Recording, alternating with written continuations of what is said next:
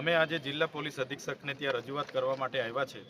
અહીંયા જે દીપક Gohil charitable trust દ્વારા સંચાલિત માં કામલ ફાઉન્ડેશન ચાલે છે, એમણે નથી તો યુજીસીનું પરમિશન લીધું, નથી ઇન્ડિયન નર્સિંગ કાઉન્સિલનું પરમિશન લીધું અને બારોબાર એમની સંસ્થા છેલ્લા 20 વર્ષથી ચાલે છે। તો આજે આ વિદ્યાર્થીઓને એમના ઓરિજિનલ ડોક્યુમેન્ટો જમા કરી લીધા છે, એમની તમામે ફી ક્લિયર કરી દીધી છે, ફી પણ ભરાવી દીધી છે। છતાં આ વિદ્યાર્થીઓને જ્યારે એક્ઝામ આપવાની હોય છે ત્યારે કર્ણાટકની બેંગ્લોર કોઈ યુનિવર્સિટી છે ત્યાં લઈ જવામાં આવે છે।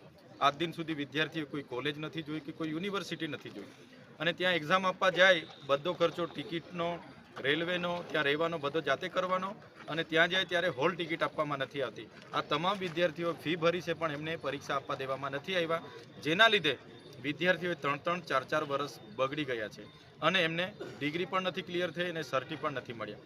સાથે સાથે બીજી ગંભીર બાબતો, આ સંસ્થાના ભૂલને કારણે આ સંસ્થામાં અભ્યાસ કરતા એસટી વિદ્યાર્થીઓને સ્કોલરશિપ પણ આજ દિન સુધી મળી નથી।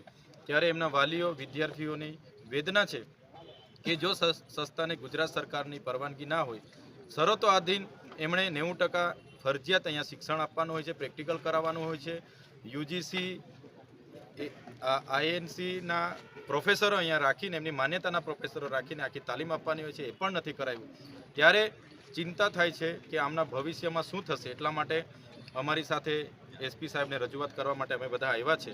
જો દિન 5માં એનું યોગ્ય નિરાકરણ નહીં આવશે તો શનિવારે 16 તારીખે પાછા પણ અમે આવવાના છે અને આ બાળકોને એમનું ડોક્યુમેન્ટ ઓરિજિનલ પાછું મળે, એમની સ્કોલરશિપ મળે, એમની જે ભરેલી ફી છે, જો એ લોકો 3 વર્ષ જીએનએમ ક્લિયરિંગ કરવા નથી માગતા તો એમની ભરેલી ફી પણ પરત આપવામાં આવે એવી અમે માગણી કરીએ છીએ। સર, બે ટૂંકમાં જવાબ માંગ તમારી પાસે